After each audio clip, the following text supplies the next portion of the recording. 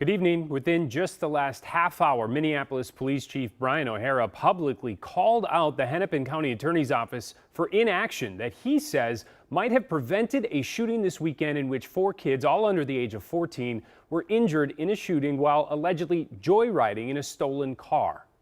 County Attorney's Office is playing a dangerous game with these kids' lives, and luckily, no one this weekend paid the ultimate price. As you could tell there, O'Hara didn't mince any words in his press conference, and it came in response to the Hennepin County Attorney's own statement earlier today calling out the police department. And it's certainly not the only public back and forth between these two over the issue of juvenile crime. Tonight, Morgan Wolf walks through the latest on the case and where others like it involving kids go from here. This is a tremendous problem we've been having over the last 2 years that I've been here. Juveniles involved in joyriding in stolen cars, and then becoming involved in more and more serious crime. Time after time, teens have been caught stealing cars in the Twin Cities. Kias and Hyundais usually the target, but this time over the weekend, 4 kids between 11 and 14 were shot. I have to honestly say that they're not seriously looking at the ramifications. If there's guns involved, they're not even thinking about, they don't understand death. They don't understand that they're not going to be here tomorrow. David Thomas, a retired police officer of 20 years and a forensic studies professor at Florida Gulf Coast University, weighed in on this issue. When I was a therapist in a prison, that was a very common theme, is that most of the guys, especially the young ones, they really didn't care. They didn't care if they were going to live till they were 24 or 25 years old.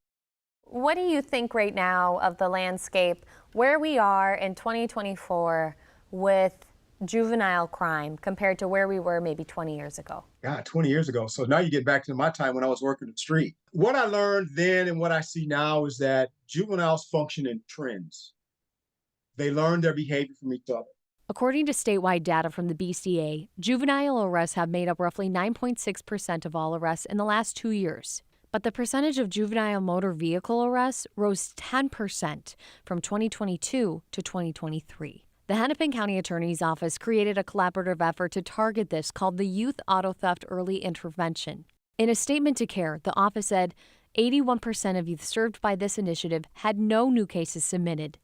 Also adding that MPD did not refer any youth to the initiative in the second quarter of 2024 and only made 4 referrals in the third quarter to date. In fact, 2 of the kids involved in this incident are in the County Attorney's Office YGVI program.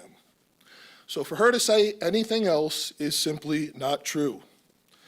County Attorney's Office is playing a dangerous game. They're going to have to sit down and they're going to have a serious conversation and leave the politics at the front door.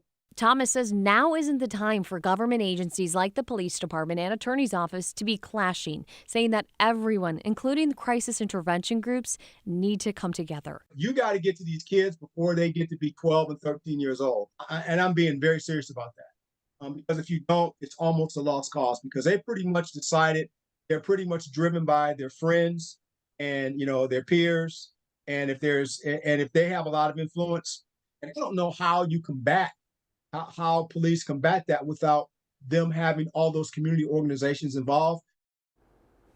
The 2 cases that O'Hara was talking about stem from the incident on August 9th, and he says that they were referred to the county attorney's office. O'Hara said that parents begged for the kids to be detained because they were having a hard time keeping them out of trouble. But O'Hara says that they were released and then involved in this incident that happened over the weekend. And Kent, I do want to mention that we did get a promising update just a half hour ago from O'Hara on one of those victims that was shot in the head.